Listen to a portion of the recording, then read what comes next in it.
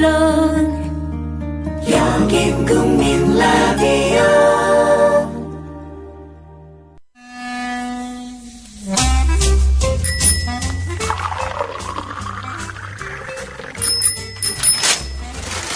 아침 신문 귀로 읽으세요. 김용민의 조간 브리핑. 차 살 때 어디서 검색했어? 카넥트요. 차 살 때 어디서 견적냈어? 카넥트요. 차 살 때 어디서 할인받았어? 카넥트요. 카넥트 모르세요? 구글 플레이 스토어나 애플 앱스토어에서 다운받은 앱이요. 차량 재원, 이미지 검색부터 결제 조건에 따른 견적 비교를 한 방에. 차 살 때 찾는 앱 카넥트를 지금 다운받으세요. 자동차의 모든 것 카넥트. 넥트 카넥트.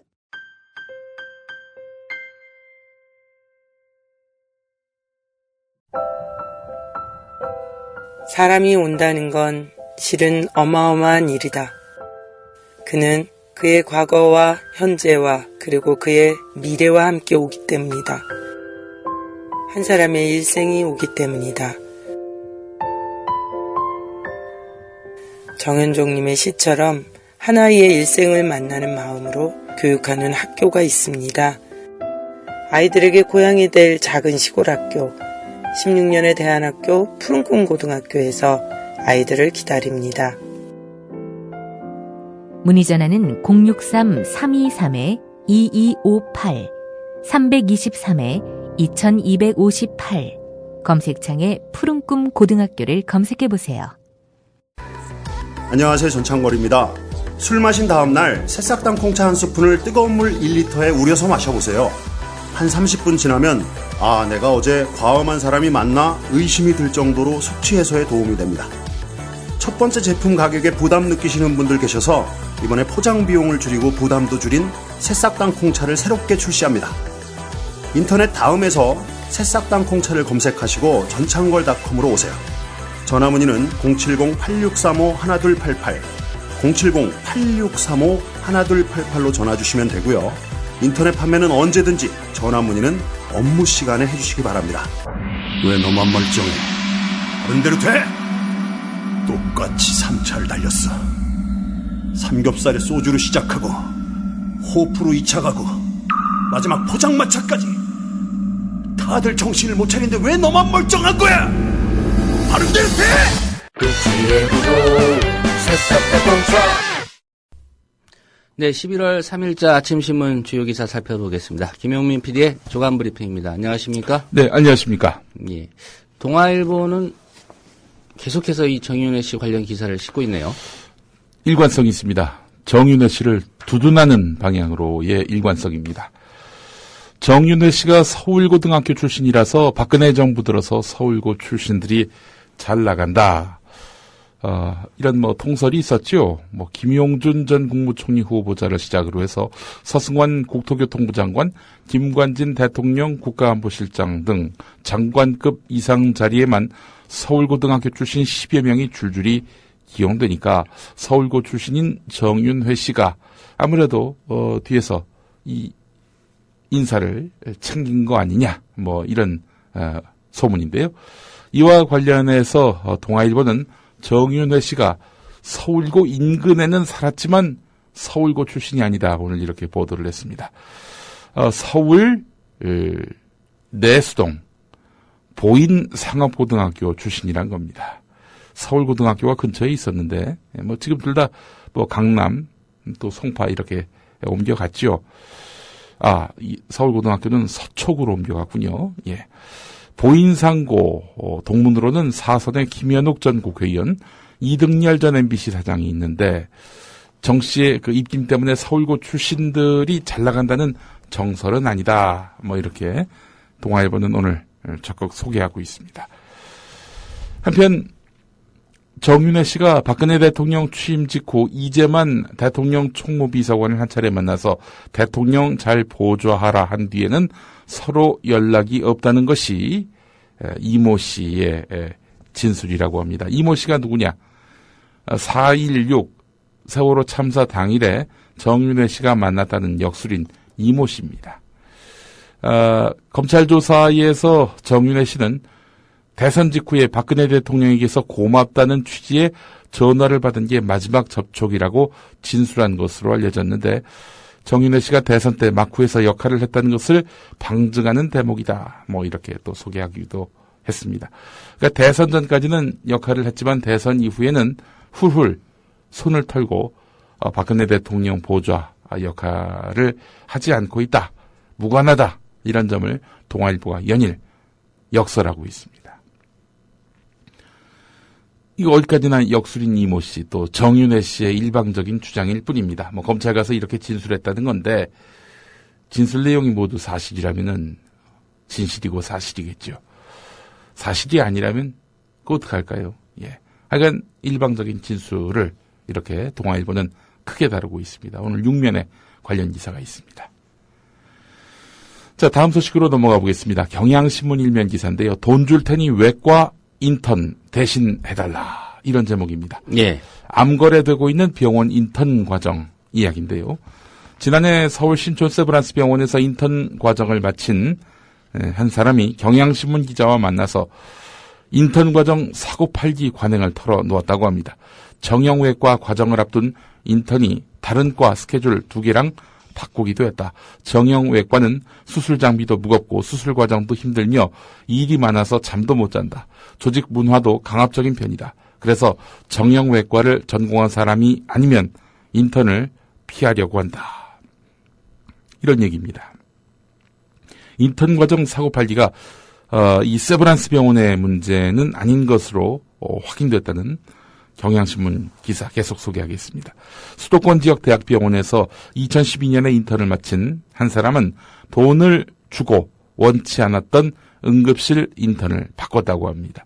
제대로 잘 수도 없고 일도 힘든 응급실 인턴을 하고 싶지 않았다. 소아과 근무를 앞둔 동료에게 100만 원을 주고 서로 맞바꿨다. 이렇게 말했다는 겁니다. 충청 지역의 한 대학병원에서 전공의 레지던트를 하고 있던 또 다른 사람도 우리 병원은 신경외과와 정형외과가 가혹하기로 유명한데 정형외과 인턴들이 돈을 주고 바꿨다는 말을 들었다. 이렇게 말을 했다고 합니다.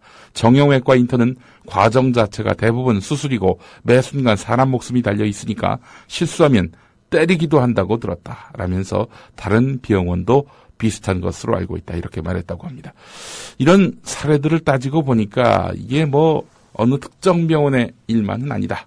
라고 추론할 수 있는 것입니다. 예. 그래서 신촌 세브란스 병원이 최근 수련의, 즉 인턴들이 힘든 정형외과 인턴 과정을 피하기 위해서 200만 원 혹은 그 이상의 돈을 주고 사고 판다. 이런 제보가 접수돼서 교수와 수련의 등을 상대로 해서 진상조사를 벌였는데 제보 내용을 확인하지는 못한 것으로 알고 있다. 이렇게 말했다고 합니다.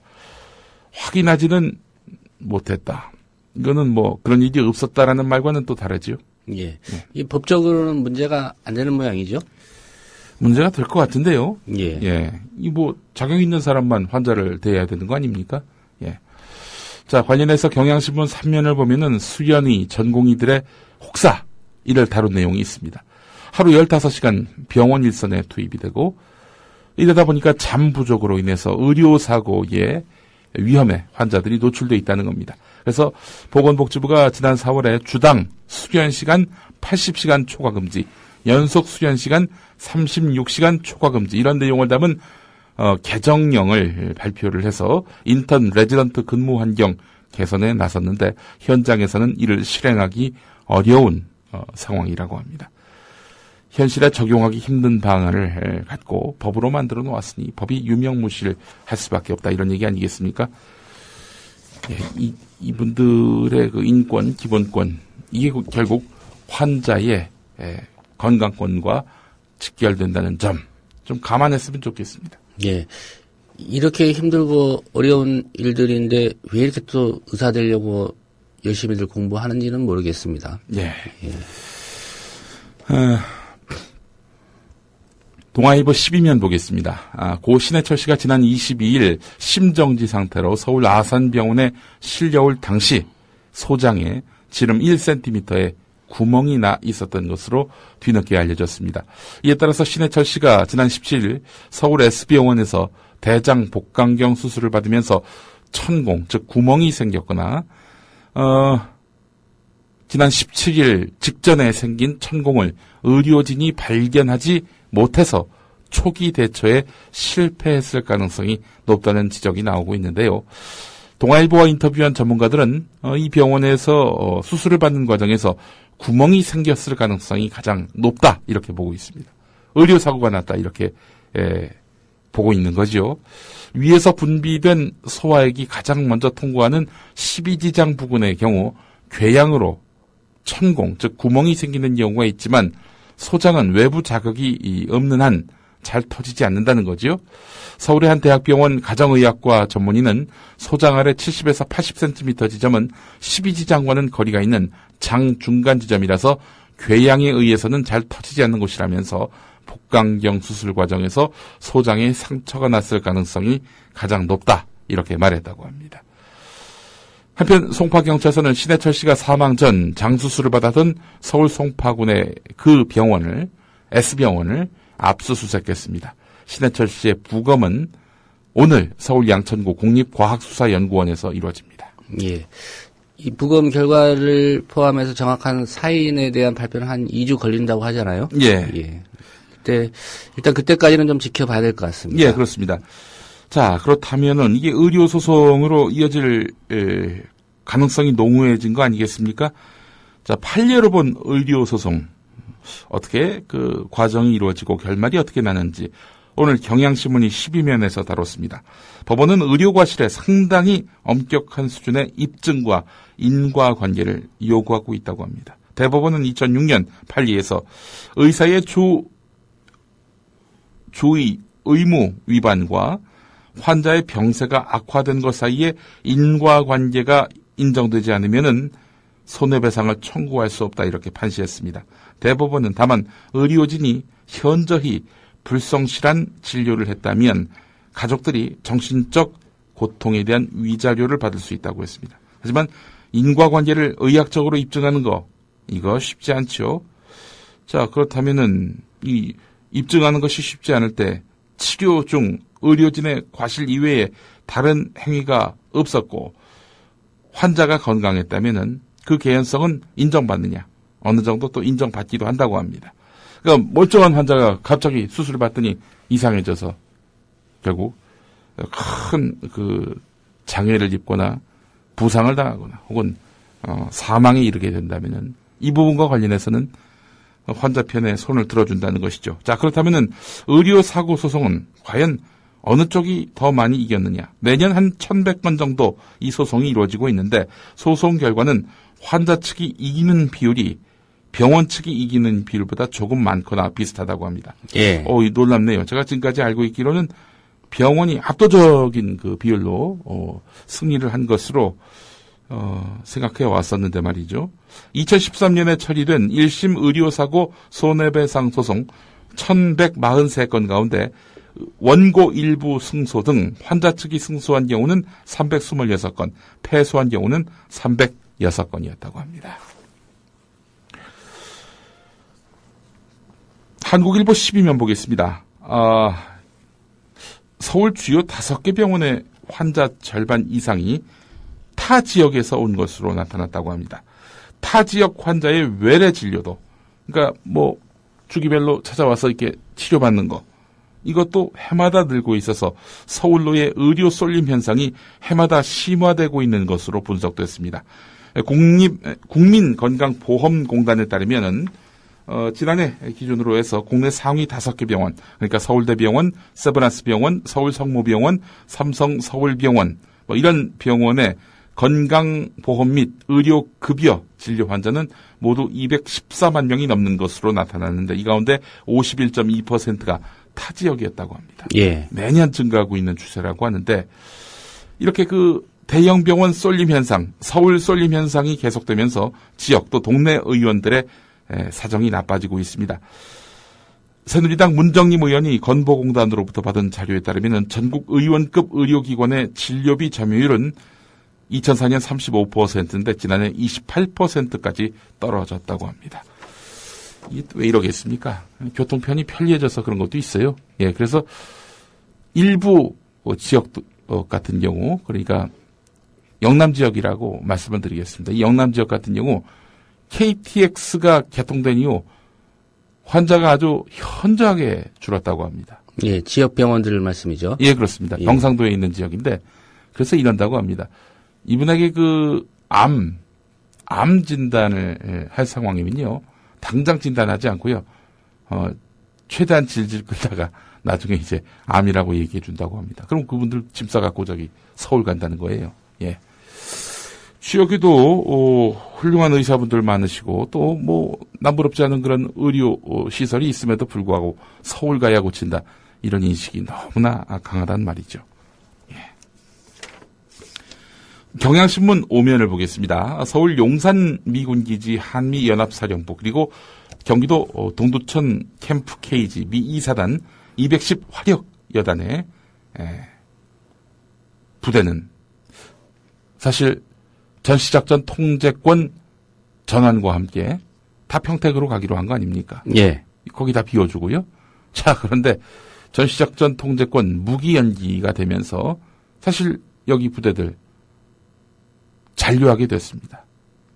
잔류하게 되면서 이 사실은 다 이전하는 걸로 해서 국회 비준까지 끝낸 거 아니겠습니까? 다시 국회 비준을 받아야 된다. 이런 목소리가 나오고 있는 상황인데 말이죠. 자, 이런 가운데 미국 군 기관지, 미군 기관지인 성조지 보도가 논란이 될 것 같습니다. 경향신문이 5면에서 다루고 있는데 예. 용산 동두천 기지 잔류를 요청한 쪽이 미국이 아니라 한국이라는 겁니다. 한국이 요청했다는 겁니다. 자, 우리나라가 요청해서 용산 동두천에 남아주세요. 이랬다는 겁니다. 결국 여기 잔류하게 되면서 발생하는 비용, 이거 누가 부담해야 되겠습니까? 요청한 쪽에서 부담해야 되는 거 아니겠어요? 그래서 결국 이것도 역시 우리나라가 뒤집어쓰게 됐다. 이런 이야기인데 이와 관련해서 국방부는 해명 자료를 냈습니다. 그건 뭐 어느 일방의 어떤 제의가 있어서가 아니라 한미 양국이 공동으로 판단해서 내린 결과다. 이런 얘기입니다. 예. 요청은 한국이 하고 판단은 공동으로 했다. 뭐 이렇게 해석해야 됩니까? 세계일보 1면을 보니까 말이죠. 사실 용산의 그 미군 기지가 떠나면 그 자리에 이제 6개 공원을 세우기로 했었거든요. 여기다 재개발하지 않고 그냥 공원을 짓겠다. 이 노무현 정부 때 이제 계획이 됐고 2011년 MB 정부 때 확정된 건데 그런데 이게 백지화 됐고요. 생태 중심의 단일 공원만 조성하기로 했다. 이런 내용입니다. 2019년부터 단계별 공사에 착수하기로 했다는 국토부 계획이 오늘 세계일보 1면과 9면에 실렸는데 말이죠. 왜 그러겠습니까? 바로 미군 기지가 잔류했기 때문에 이런 기본 계획이 수정된 것입니다. 자, 그런데 말이죠. 이거 전시작전 통제권 무기 연기가 결정된 지 며칠이나 지났다고 벌써 이런 용산공원의 기본 계획이 바뀔 수 있는 건지. 미리 오래전부터 전시작전 통제권은 무기 연기된다라는 그런 가정 아래 각 부처가 물밑에서 알아서 이렇게 준비를 해온 건지, 의문이 듭니다. 어쨌든 용산, 남산에서 시작해서 한강까지 이렇게 공원을 지나서, 이렇게 시민들의 안락한 그런 여가 공간이 확보되는 것 아니냐, 이런 기대는 물 건너가게 된 것 같습니다. 예. 아이고, 참. 동아일보 1면 기사가 아주 눈에 번뜩입니다. 여당이요, 국회 선진화법을 뜯어 고쳐달라. 이런 취지로 해서 다음 주에 권한 심판 청구를 한다는 겁니다. 지금 국회 선진화법을 보면은 쟁점 법안에 대해서는 과반보다 엄격한 재적 의원 5분의 3 이상의 동의를 얻도록 명시하고 있죠. 과반 조금 넘는 새누리당으로서는 야당 협조 없이는 아무 법도 통과를 못 시키는 이런 구조가 돼버린 겁니다. 근데 이 법을 만든 당이 바로 새누리당입니다. 현 교육부 장관인 황우여 대표가 적극 밀었고요. 그래서 이제 다수당의 일방적인 법안 처리, 이를 둘러싼 폭력 행위를 없애자 이런 취지긴 했지만은 기본적으로 자기들이 이제 소수당이 될 것이다라는 그런 염려 때문에 지난 18대 때 바꾼 것입니다. 국회 선진화법을 이렇게 만들어가지고 과반이 아니라 5분의 3 이상의 동의를 얻도록 바꾼 것이죠. 네. 자, 그런데 자기들이 이제 과반 이상의 의석을 얻었는데 뭐 이게 되는 일이 없으니까 결국에는 권한 심판 청구를 내기로 했다는 겁니다. 헌법재판소에다가 말이죠. 뭐 새누리당 뭐 또 말 뒤집었다 이런 논란은 감수하겠다 뭐 이런 의지인 것 같습니다. 예.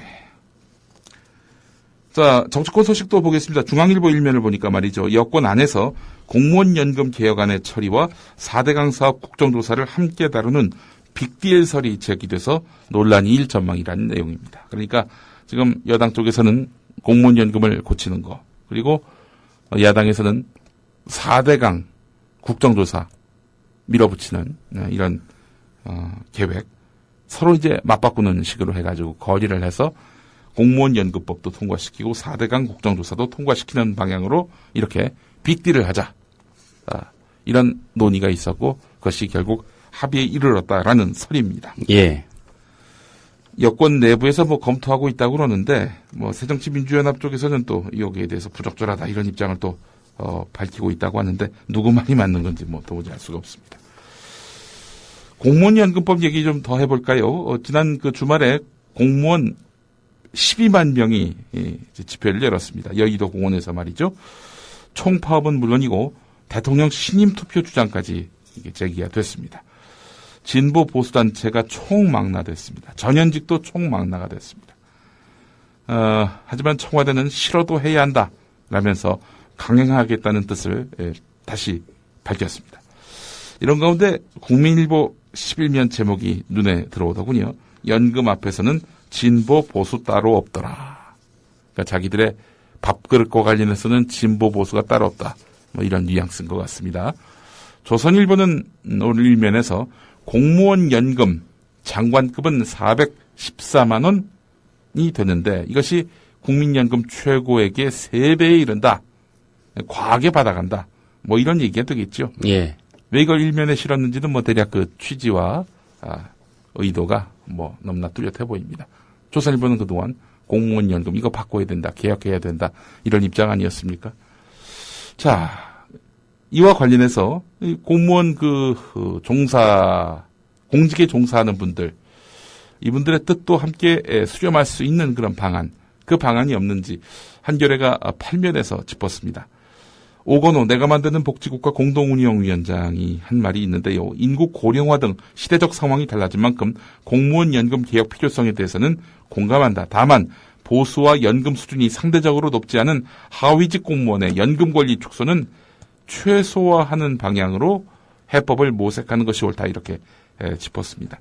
정부가 강조하는 재정 안정화와 공무원 노조가 요구하는 적정 노후 소득 보장을 동시에 만족시키는 방법으로 이렇게 오건호 위원장이 제시한 것은 중상위 공무원 연금에 대한 누진적 삭감 방안입니다. 전체 공무원 평균 임금이 400만 원이라고 하면 평균 이하의 보수를 받는 공무원의 연금 삭감은 최소화하고 대신 400만 원 이상을 받는 공무원한테 연금 지급률을 최대 20%포인트까지 삭감하는 방식을 검토할 만하다. 뭐 이렇게 제시를 했습니다. 한편 새정치민주연합 안의 공적연금 TF위원장인 새정치민주연합 강기정 의원은 사회적 합의를 이끄는 방향으로 공무원연금 개혁이 추진돼야 한다. 이런 입장을 밝혔다고 합니다. 뭐 아직 야당의 입장이 뚜렷이 나온 게 없다는 얘기죠. 예. 예. 대체적으로 좀 고위직 연금을 좀 줄이고 예. 중하위직이 이 새누리당 안대로 한다면 좀 지나치게 깎이니까 여기 좀 보전해주자 뭐 그런 논의죠. 예, 그렇습니다. 한국일보 1면과 3면을 보면요. 지금 그 당국이 기술 금융 정책을 4개월 시행했는데 이 막 빌려주는 양상이 뚜렷하다라는 그런 지적입니다. 기술 금융. 사실 박근혜 정부의 그 창조 경제의 어떤 시책이라 할 수 있겠죠. 뭔가 기술 관련한 그런 번뜩이는 아이디어를 갖거나 혹은 이와 관련해서 융자가 필요한 업체들 뭐 적극적으로 이제 빌려주는 그런 것이 바로 기술 금융이라 하겠습니다. 그런데 박근혜 정부의 기술 금융 정책 시행 4개월을 지켜본 금융권에서는 이명박 정부의 녹색 금융이 절로 연상된다는 그런 지적을 하고 있다고 합니다. 녹색 성장과 창조 경제라는 전현 정부의 국정 아젠다를 각각 뒷받침하고 있지만 실상 두 금융 정책은 목표나 정책 수단 전개 양상에서 공통점이 맞다는 겁니다. 정권 교체와 함께 흐지부지된 녹색 금융의 운명을 기술 금융이 되풀이하지 않으려면 앞선 실패를 교훈 삼아야 한다는 그런 조언이 나오는 이유기도 합니다. 은행을 동원해서 대출 위주의 자금 지원을 잔뜩 하고 있는데 결국 민간은 외면하고 재정만 투입해서 이거 뒷감당은 못하게 되는 이런 구조가 바로 지난 MB 때의 녹색금융이란 거 아니겠습니까? 박근혜 정부의 기술금융정책 역시 흡사해지고 있다 이런 얘기입니다. 비단 녹색금융뿐 아니라 김대중 정부의 벤처 육성책, 노무현 정부의 동북아 금융허브 정책 이런 것들도 정권의 운명과 함께 흐지부지되는 일이 반복되고 있다고 하는데 참 여러 가지로 사려가 필요하다 이런 이야기입니다. 오늘 조선일보 5면을 한번 보셔야 됩니다. 음주 추태를 한 것으로 알려진 그래서 불명예 전역한 신현돈 전 육군 1군 사령관이 애초 알려진 것과 달리 술에 만취해서 헌병에 업히거나 휴게소에서 시민과 실랑이를 벌인 사실은 없는 것으로 국방부 조사 결과 나타났다 이런 내용입니다.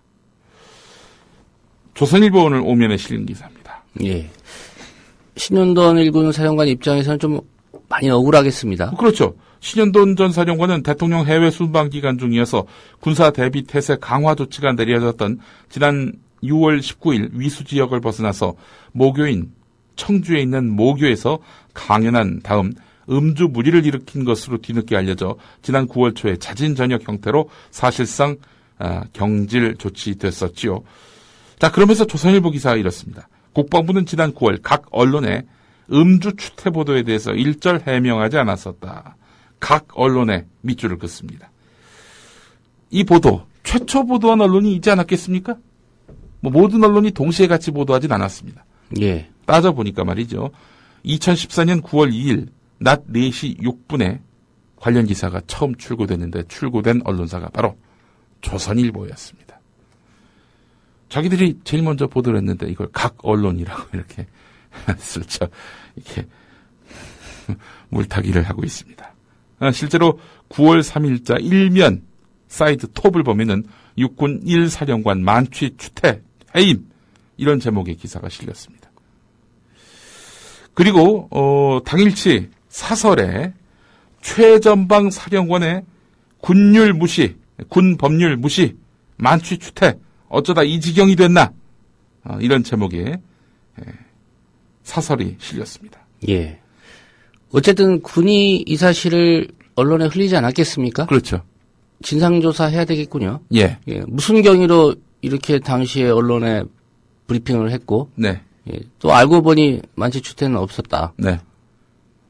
책임자 처벌해야 되겠네요. 네. 예. 그것도 그렇지만 조선일보 같은 경우 저희들이 오보한 셈 아닙니까 이거는. 사설 내용 읽어보겠습니다. 육군 1군은 휴전선 최전방의 중동부 전선과 동부 전선을 지키는 군대다. 그 일의 총책임자가 바로 신현돈 사령관이다. 군 통수권자인 대통령이 외국에 나가 있는 동안에는 사령관이 어느 때보다도 엄격하게 10여만 명 부하 장병 기강을 바로잡고 경계태세를 점검했어야 한다. 그런데도 신 사령관은 오히려 자신이 군율을 어기고 별넷 계급장을 단체 민간인들 앞에서 볼썽사나운 모습을 보였다고 한다가 아니라 보였다. 예. 봤군요. 예. 조선일보 사설 쓴 분이. 예. 예. 기강이 해이된 정도가 아니라 붕괴됐다고 해도 지나치지 않다. 신현돈 사령관이 그런 추태를 보여주고 이틀 뒤에 그의 예하부대인 22사단에서 임병장 GOP 난사 사건이 벌어졌다. 임병장이 그래서 총 쐈다는 얘기입니까? 조선일보 말이죠. 부끄러운 줄 알아야 됩니다. 이 하지도 않은 행동을 했다. 이렇게 해서 못을 받고 이렇게 사설로까지 질타를 해놓고는 사나운 모습을 꼴사나운 모습을 보였다고 한다가 아니라 보였다. 이러면서 말이죠. 예, 한겨레 오늘 일면은 조선 동아 사조 이야기입니다. 월요 리포트인데요. 지금 그 친일 언론 사주 재판 수년째 결론을 안 내리고 법원이 미루고 있다고 합니다. 어느 전직 대법관 말이 있는데요. 재판이 2년 넘기면 그건 그냥 자기가 재판장으로 있는 동안 판결하기 싫다는 뜻이다. 이런 이야기입니다. 어째 조선일보, 동아일보 사주 방응모, 김성수의 친일 너무나 명징하고 명백한데 이거에 대해서 친일 맞다 이렇게 결론을 내리는 것을 미루고 있는 법원, 판사들. 왜 그러십니까? 조선 동아가 무서우십니까? 그 뭐하러 법관 하세요? 그 무서운 분들이. 그렇게 겁이 많은 분들이 말이죠. 오늘 여기까지 하겠습니다. 예. 김용민 PD 조간 브리핑이었습니다. 잘 들었습니다. 네. 오면 항상 뽀뽀를 했어요. 제가 일부러 막. 그러면서 제가 지금 말씀드리는데 여기 딱 이제 오는 시간이 10시 20분인가 그렇게 딱 도착을 해요. 집에 학교에서 공부 야자하고 그리고 이제 그러면 집에 오면 한 10시 20분인데 제가 하루 중에 가장 행복한 시간이 주연이 그때 보는 시간이 가장 행복했어요. 그래서 여기 아파트 분들도 다 아세요. 이 집은 아들 없으면 못 사는 집이라고. 그때만 되면 제가 막 목소리도 커가면서 막 주연이 막 아들 왔다 그러면서 막 되게 크게 막 얘기를 하고 막 이래서. 우리는 동반자라고 지혜하고 맨날 엄마하고 나하고는 동반자야 하면서 들어가서 자려고 하면 언제 같이 누워갖고 이런저런 얘기하면서 꼭 나를 재워주고 자기 방에 가요. 그리고 불 끄고 얘기하는 걸 참 좋아했어, 지혜는요. 그러면서 나도 모르게 얘기하다가 자면 살며시 입을 덮어주고 또 자기 방에 가서 자고. 이런 내 새끼를 200일이라고 잊을 수 있겠습니까? 4월 16일 날 큰일 났다고 빨리 텔레비 켜봐야 된다고 해서 저는 그냥 우리나라에 또 무슨 사고가 났는가 이렇게 생각했지 우리 아이가 그런 사고가 날 거라는 생각을 못했기 때문에. 저는 생각도 못했어요. 제주도 수학여행을 갔기 때문에 그쪽 진도로 갔다고 생각도 못했고 그래서 그냥 다른 배가 그렇겠지 그냥 다른 평소 때처럼 우리 일이라고 생각 안 하고 평소 때처럼 다른 배가 그렇겠지 생각을 하고 20분 전화를 받고 있는데 개인 차로 이제 그렇게 났잖아요. 보도는 전원 구조됐다고 이제 옷을 다 젖었을 거 아니에요. 그래서 옷 갈아입혀갖고 태워갖고 온다고 옷만 집에 와서 챙겨갖고 이제 갔죠. 아빠랑 다.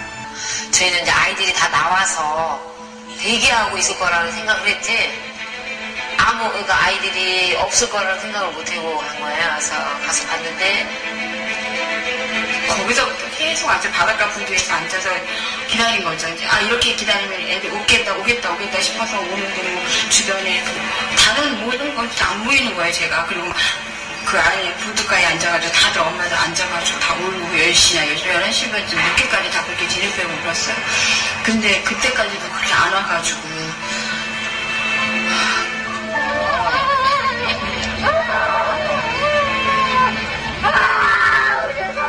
그때서부터 이제 수호감이 말이죠 하게 된 거죠. 그때부터는 정말 지옥이죠. 지옥. 예은이 아빠 유경근입니다. 이런 자리에 서면 굉장히 난감합니다. 어떤 목소리로 또 어떤 표정으로 이야기를 해야 되는지 유가족이라서 유가족스럽게 이야기를 하면 매가리가 없다고 그러고요. 그렇다고 밝고 힘차게 이야기하면 무슨 유가족이 저렇게 밝고 힘차냐고 얘기하고 굉장히 어렵습니다만 그러나 이 자리에 저 끝에까지 끝이 보이지 않을 정도로 많은 분들이 함께 와주신 걸 보니 오늘은 힘있게 말씀을 드리는 게 맞는 것 같습니다. 네, 감사합니다. 오늘은 범국민 추모대회입니다. 4.16 참사 이후 200일을 맞이해서 모든 국민들이 함께 추모하시기 위해 이 자리에 모였습니다. 그러나 분명히 말씀을 드리지만 아직 추모할 때가 아닙니다. 아직도 9명의 실종자들 우리 아이들과 가족들이 돌아오지 않고 있습니다. 그들이 다 돌아올 때까지 진정한 추모는 존재할 수가 없습니다. 그럼에도 불구하고 이 시간에 저희가 추모대회를 하는 이유는 추모대회가 끝난 이후에 추모의 마음을 가지고 그냥 돌아가는 것이 아니라 이 마음을 모아서 이후에 우리가 해야 할 안전한 사회를 건설하기 위해서 해야 할 그 모든 과정에 더욱더 힘있게 참여하고 뛰어가고 다 함께 손잡고 끝까지 그 손 놓지 않고 뛰어갈 수 있는 힘으로 승화시키기 위해서 모인 것이라고 생각을 합니다. 국민 여러분께서 우리 가족들에게 보여주셨던 그 뜨거운 마음, 그 뜨거운 응원의 힘, 그것이 저희들을 여기까지 오게 한 것을 저희들은 잘 알고 있습니다. 앞으로도 저희도 여러분들의 손을 놓지 않을 터이니 여러분도 저희들의 손을 놓지 마시고 끝까지 함께 갈 수 있기를 간절히 부탁을 드리고 다짐을 합니다. 감사합니다.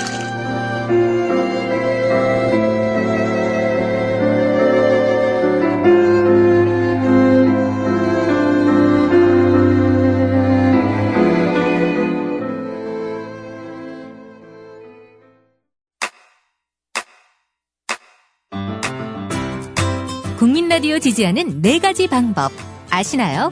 다운로드하기, 별점 주기, 댓글 달기, 구독하기. 국민 라디오를 보다 많은 이들에게 전할 수 있는 가장 손쉬운 방법. 다운로드하기, 별점 주기, 댓글 달기, 구독하기. 잊지 마세요.